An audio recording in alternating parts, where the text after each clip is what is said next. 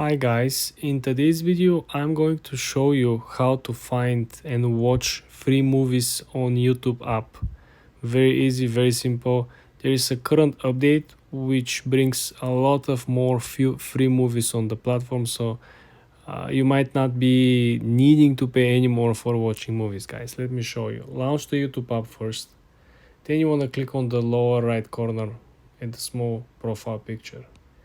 When you're over here, you see you have your account and you have your menu of your account. You want to click on the section that it says your movies and TV. You want to click on it. Then you want to slide in the middle where it says free with ads. These are all the movies that are currently for free available with ads, and as you can see there are a lot of cool movies such as Catch Me If You Can, Miscongeniality, we all know this movie, Super 8, Journey to.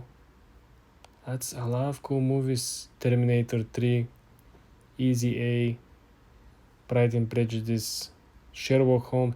I'm telling you guys, Jack and Jill, a lot of good movies are here with the recent update, so it might make a lot of sense for you to actually go ahead and watch. You see, you have different genres, dramas, bunch of movies over here, guys.